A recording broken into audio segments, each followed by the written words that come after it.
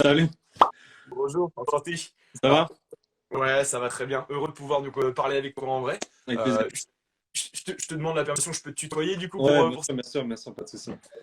Bon, déjà justement, comment vas-tu? Très bien, tout va bien, tout va bien, en bonne santé. Alors du coup, alors, je sais pas si tu as entendu du coup ce que j'ai expliqué juste avant. Je vais t'expliquer un peu comment on va se débrouiller ce soir. Donc, première partie, je vais te poser des petites questions. Donc, on va revenir un peu sur les étapes de ta carrière, justement pour voir. Donc, moi, je me suis renseigné un petit peu de mon côté, justement que tu puisses expliquer pour que les gens apprennent à te connaître un petit peu plus.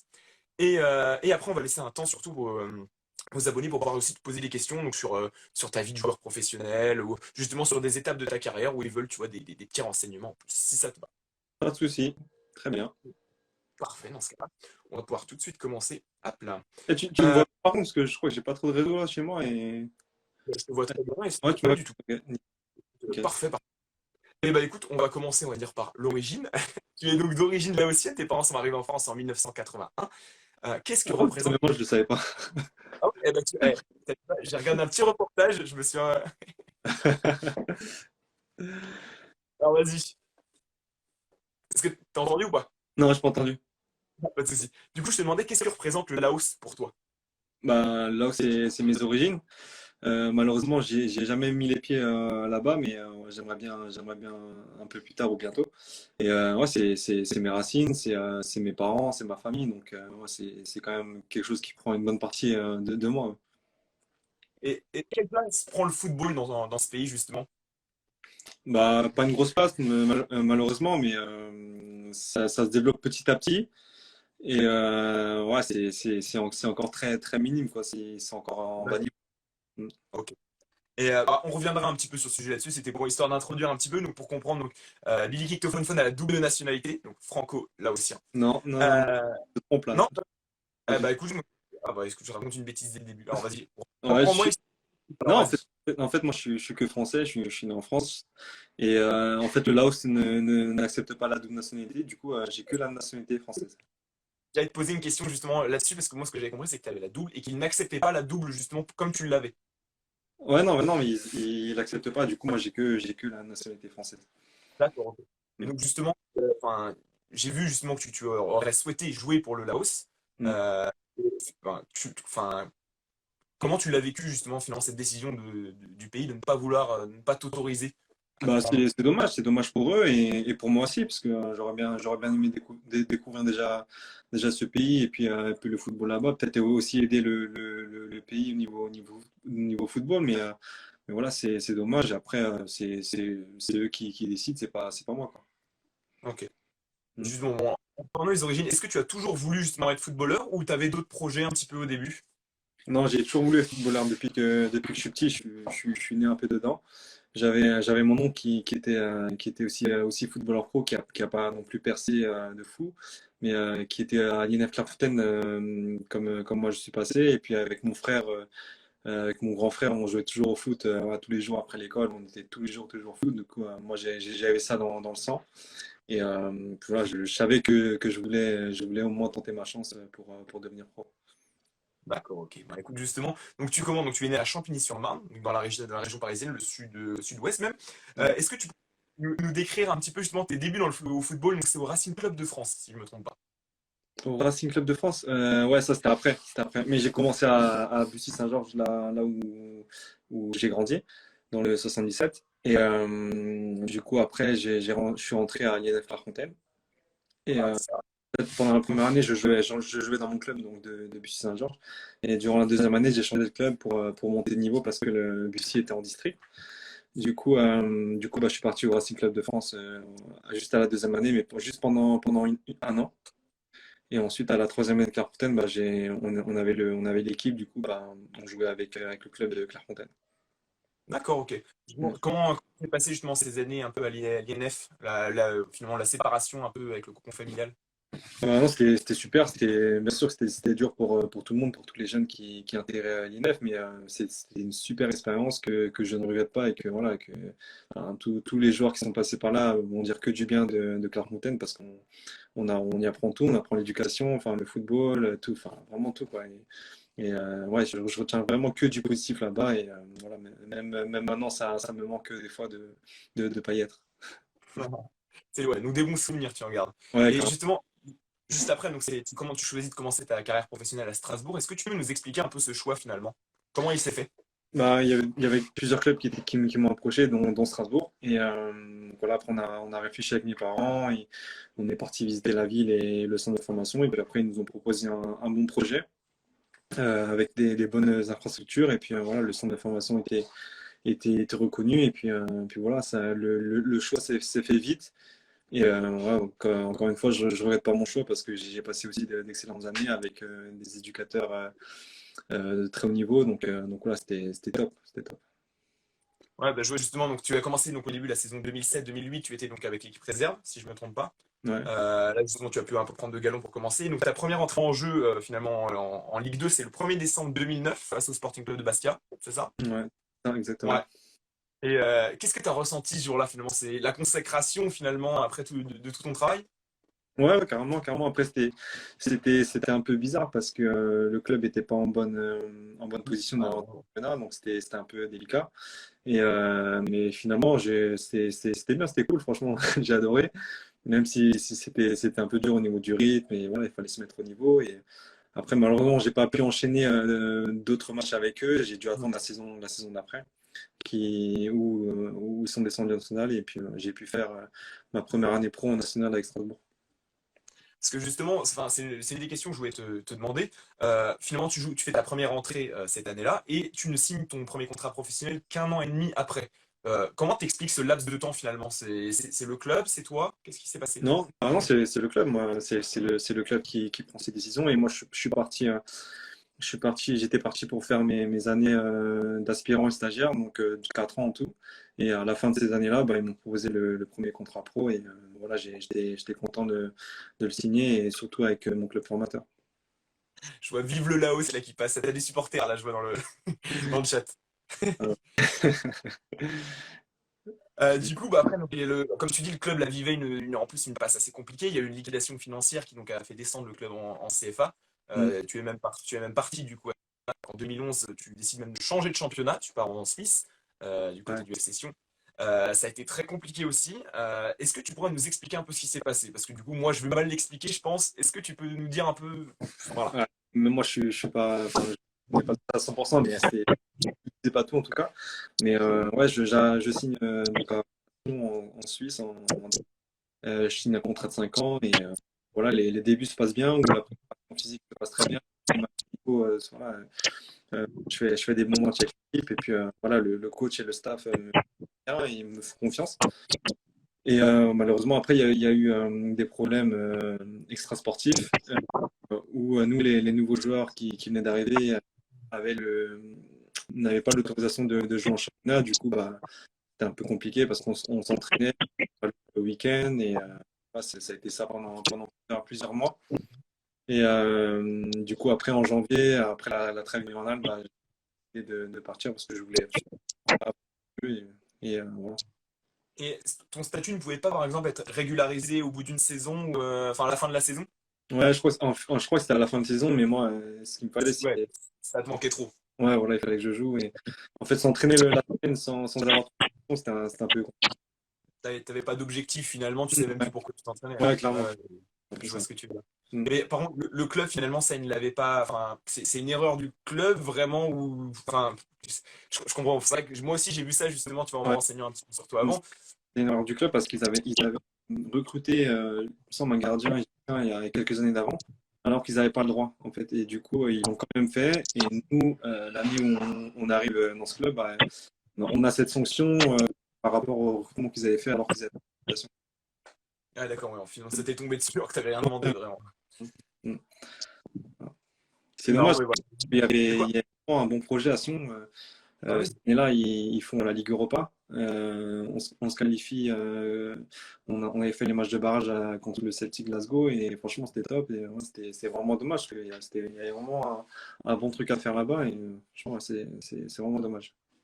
Bah, je pense que c'était aussi pour ça que l'opportunité, en effet, était intéressante. Ça te Mm. donnait l'opportunité de pouvoir jouer une Coupe d'Europe. Ouais, clairement. Malheureusement, bon, bah, Mm. t'en auras pas profité. Et même du coup, enfin, t'en auras pas profité, c'est pas ta faute, hein, un petit peu. Non, Finalement, comme tu dis, ça t'est tombé dessus.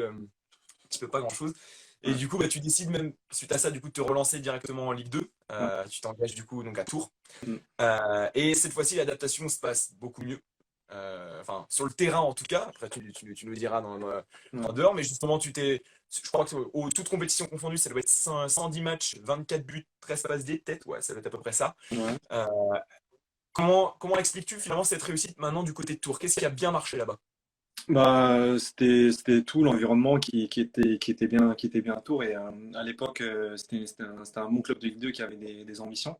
Et voilà, moi, c'était un club qui m'allait bien. Et puis voilà, pas trop de pression. Et voilà, où il fallait quand même avoir des résultats parce que c'est une bonne ville, Tours, hein, c'est une belle ville.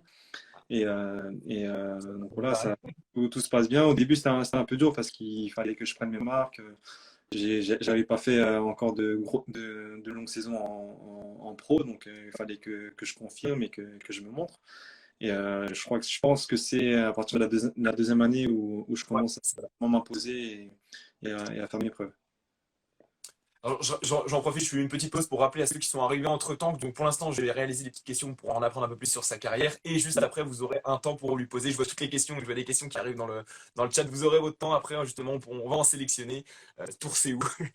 Tu vas pouvoir expliquer, tu vas pouvoir nous dire tout. Ça marche. Alors du coup, pour revenir à nos questions, donc tes bonnes performances justement à Tours te permettent finalement de signer le 15 juin 2015 avec le SCO d'Angers. Moi, c'est la personne pour que je t'ai découvert. Moi, je suis angevin et Ah, je pourrais même te retrouver. J'ai une photo avec toi au centre d'entraînement du SCO ouais? Ah ouais. qui devait dater de 2016 à peu près où j'étais à une sortie d'entraînement. Euh, mais justement, donc, qu'est-ce qui t'a intéressé, qui t'a séduit dans le projet du SCO qui montait cette année-là du coup? Bah, c'est exactement ça ce que tu as dit, c'est la montée en Ligue 1. Et moi, j'avais besoin de passer une étape, passer un palier dans ma carrière. Et voilà, le projet du SCO, enfin, dès qu'ils m'ont contacté, ben, moi, j'étais tout de suite intéressé. Et ça m'a fait tilt. Et puis voilà, j'ai pas réfléchi longtemps et j'ai accepté l'offre très rapidement. Et, voilà, j'ai pu me projeter assez rapidement vers ce projet et voilà, que je regrette pas du tout. Et ouais, j'ai passé de bonnes années là-bas. Et franchement, c'était aussi top, quoi. L'intégration s'est bien faite justement avec les cadres justement. Et, on a eu Ouais, Ludovic Butel avec, en live aussi nous, ouais. il y a quelques temps là-dessus. Donc, Mm. Ouais, bah oui, l'intégration c'est bien faite, notamment grâce à lui et grâce à d'autres joueurs. Mais oui, enfin, il y avait un groupe sain, c'était vraiment bien, le groupe vivait bien, donc il y avait tout pour faire de belles années là-bas.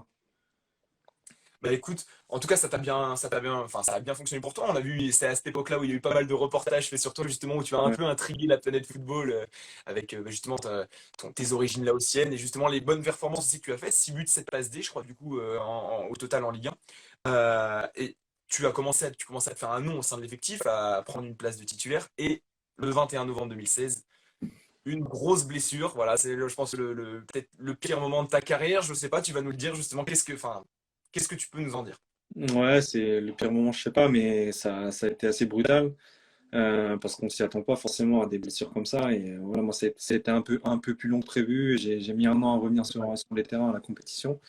Et donc voilà, ouais, ça a été un moment compliqué avec des hauts et des bas pendant la rééducation. Pourtant, enfin, sur les débuts de la rééducation, tout se passait bien. Et puis, ouais, j'ai eu un coup de mou vers la fin. Et après, ça a été un peu les montagnes russes. Et ça a été compliqué au niveau mental et même niveau physique, ouais. Et justement, qu'est-ce qui t'a permis justement d'en ressortir plus fort? Parce que quand même, comme tu dis, il y a eu des complications. Enfin, qu'est-ce que ça t'a appris cette période? Bah, plein de choses. Après, avec le recul, c'est vrai que quand tu es blessé longuement, bah, tu es un peu esselé, t'es un peu ouais, toi-même. Et voilà, heureusement on a les proches avec nous, il y a ma femme, les enfants et ma famille, enfin, ainsi que tous mes amis qui étaient là pour moi. Et voilà, même s'ils étaient loin, ils étaient près de moi, mais il faut quand même, fallait quand même se battre tout seul. Ça a été dur, des moments compliqués, et puis voilà, se dire que dans une carrière, ça va très vite dans les deux sens, et qu'il faut profiter de chaque instant quand on est en bonne forme. Je vois justement rien dans les commentaires, je revois encore la blessure dans le couloir droit à Jean-Bouin. Il y en a que ça a marqué, hein, t'as vu ça? Ouais, ouais, Bon, du coup, voilà, suite à ça, du coup, tu as du mal à t'en remettre. Tu décides de rechercher un peu de temps de jeu, justement, du côté donc, de la JOCR. Mm. Donc, tu fais partie donc, d'une opération avec le départ aussi donc, de Mathieu Michel à l'époque et l'arrivée de Zachary Boucher au SCO. Euh, Quelle expérience tu gardes de ce passage à Auxerre? C'est... Euh, Pas évidente, pas évidente. Après, c'était compliqué niveau physique aussi parce que dès que je suis arrivé, je me blesse au bout d'une semaine, donc ça a été compliqué. Après, j'ai, ils m'ont laissé quelques chances pour me relancer, mais malheureusement, j'étais pas encore prêt physiquement. L'équipe n'était pas non plus, n'était pas non plus au top, donc voilà, il fallait des résultats.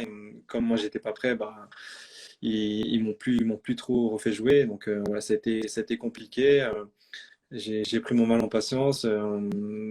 Ça a été dur. Franchement, Auxerre, ça a été dur mentalement parce que même avec ma famille, on avait, enfin, c'était aussi dur. Donc voilà, il fallait penser à autre chose. Et franchement, à cette année-là, j'avais hâte que la saison se finisse pour vraiment passer à autre chose. Et puis voilà, après. C'était un contrat d'un an, enfin, parce que je vois, du coup, tu n'es pas resté, enfin, Ouais, le c'est un contrat a été contrat. rompu ou c'était le contrat qui était prévu pour durer un an? Ouais, contrat d'un an. Ouais. En fait, D'accord. j'avais résilié à Angers où là, il me restait un an et puis j'ai re-signé un an au CF. D'accord, ok. Mm. Et bah, du coup, juste après ça, donc ton contrat s'arrête.